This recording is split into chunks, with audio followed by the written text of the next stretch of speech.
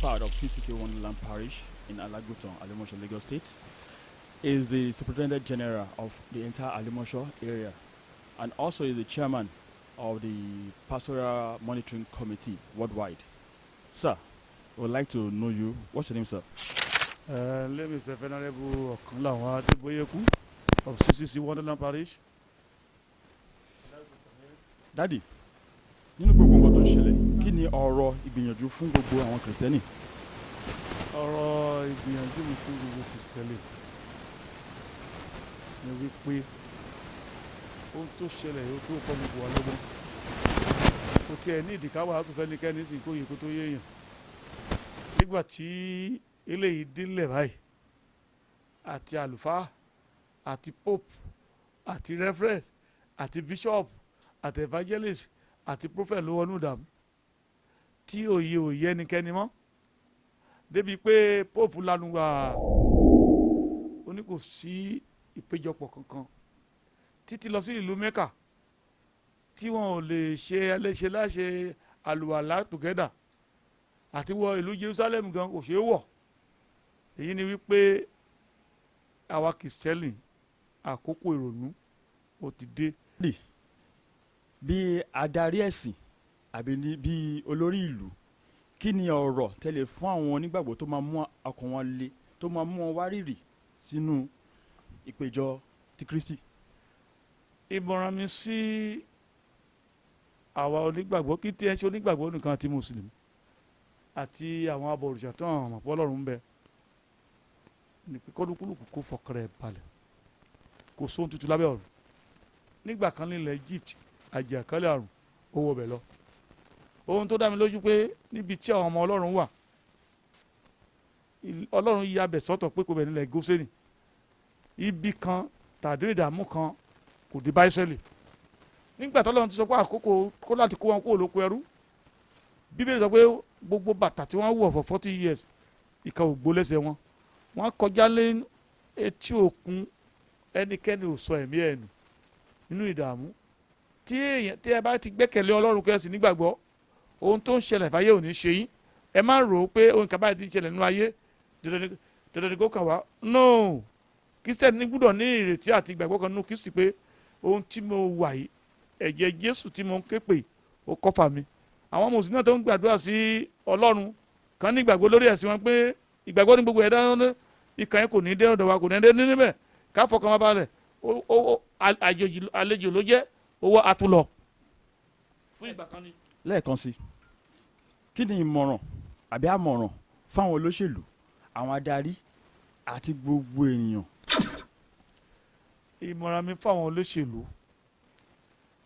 àti kọ́ àṣẹ wọn la gbọ́ báyìí, tá a padà sílé, tá a ní ká má ṣe ohunkóhun, ká má jáde. Àwọn ló lágbára, àwọn aláṣẹ ìlú, àwọn aláṣẹ orílẹ̀-èdè. Kìkì ọ̀rọ̀ kan ní our president Major General Muhammadu Buhari tó sọ wípé state mẹ́ta kan ò gbọ́dọ̀ jáde. Bó ṣe sọ àṣẹ tẹ̀lé, gbogbo àwọn governors ẹ̀ gbà káàkiri ayé nàgbà, ó ní plane kan ò gbọ́dọ̀ wá sí Nàìjíríà kò wá. Èyí ni pé àṣẹ wà lọ́wọ́ wọn gẹ́gẹ́ bí ìwé Romans 13 yẹn. Ṣùgbọ́n bí àṣẹ ṣe wà lọ́wọ́ wọn tó kàn ṣòdodo lábẹ́ àṣẹ. Àwa tí ẹ pàṣẹ fún tá a gbọ́ yìí, ẹ̀yin náà ẹ ṣe nǹkan tí wàá máa dùn sí yín. Gbogbo owó wa tẹ́ ń kó bílíọ̀nù tí EFCC lé ayé kiri wọ̀nyí, ìyẹn kọ́ ni solution. Tẹ́yìn bá kó 3 billion ló lẹ́sìn ní local government, iye ọ̀nà tó máa ṣe òkèrè, iye ilé tó máa kọ́ òkèrè, ọkàn wọn yà á balẹ̀. Wọ́n ń pariwo pé àwọn olè wà ń ta, olè ò ṣe láìsí ń ta.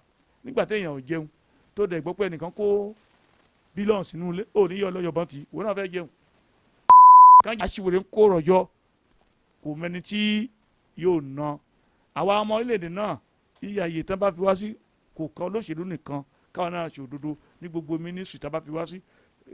To become this, to become Ọlọ́run ló ń fi hàn síbẹ̀. Ìwọ náà aláṣẹ kọ̀ọ̀kan, o lè jẹ́ manager níbì kan, o lè jẹ́ head kan, o lè jẹ́ olórí ẹ̀sìn, o lè jẹ́ olórí marketer, o lè jẹ́ olórí agbèrò ní gbogbo nǹkan.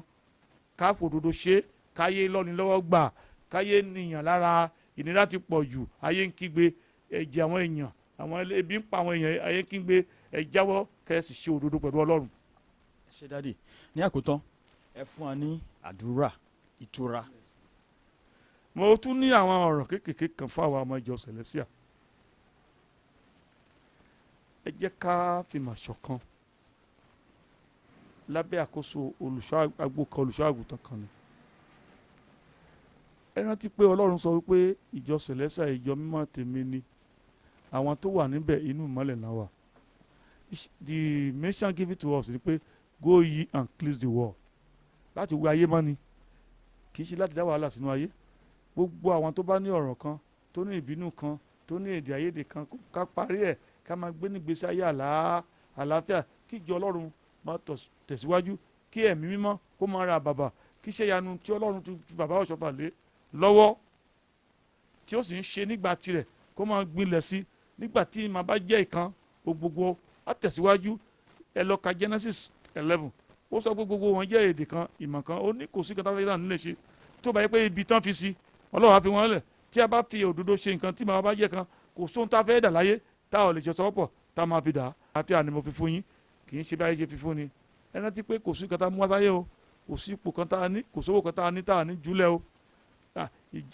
Kẹ̀dẹ̀ máa rántí pé orin ká sọ pé ènìyàn kò ní agbára lórí ìjọ mi mọ̀ yìí, kò sẹ́ni tó lágbára lórí ìjọ mi mọ̀ yìí o. Ọba ọ̀run ló fi ránṣẹ́, wàá ṣe tiẹ̀ wàá lọ, màá ṣe tèmi máa lọ, ẹlòmíràn tún tèkì. Ṣùgbọ́n kí nígbà tí wọ́n wà ń bẹ̀, kí ló máa lé ká ṣọ́ra wa. Adá gbogbo ìjọ mímọ́ o, adá gbogbo ayé, Jésù bá wa. ẹ ṣé púpọ̀. Èní jẹ́ ọjọ́ àjíǹde tí Kristi tó jí tó wẹ ẹ̀ṣẹ̀ wa nù. Bàbá ẹ bá kí gbogbo ará ilé. Mo kí gbogbo ẹ̀yin ọmọ wọn ní ilé láti kọ́ṣọ́ rere. Wonderland ní ilé tèmi tí a ń pè ní ilẹ̀ Alólùwà Kèésù Jesus Palace tó tẹ̀dó sí Alágùtàn. Gbogbo yín ni mo kọ́kọ́ kí pátápátá. Láìsí ẹ̀yin kò sí Wonderland. A kí gbogbo yín láti ẹ ṣọdún yẹ ó ṣàmọ́dún. Nígbà táwọn tún padà wá sí Ọlọ́run ní ìpéjọpọ̀ ara wa, ẹnikẹ́ni nínú yín ò ní sọnù. A ò ní sọ wípé lágbájá ti sùn, ààrẹ kò ní jẹ́ ìpè yín. Bákan náà la kí gbogbo ẹ̀yà aládùúgbò yìí tí ẹ fàyè gba aládùúgbò tí ẹ rò pé à ń yọ yín lẹ́nu, tí ẹ fàyè gba ẹ̀mí mímọ́, ẹ̀mí mímọ́ Ọlọ́run yóò máa bá gbogbo yín gbé. Sẹ́yìn gbogbo Celestia náà a kí yín o. Celestia Church of Christ ìjọ mímọ́ tèmi látọ̀run ló ti wá, a kí gbogbo yín pátápátá látòrí olórí àti gbogbo àtẹ̀yẹ ẹlẹ́sìn tó kù káàkiri àgbáyé. ẹ̀yin ọmọ wa náà dáwà láńtẹ̀ alájò, ẹ má gbàgbé ilé o, ẹ máa rántí lé nígbà gbogbo. Àjò àsàn yín o, ẹ ó kórè délé o, Jésù Olúwa wa. It's been a wonderful interaction with our shepherd, and we wish everyone at home, here, home, and abroad, happy Easter.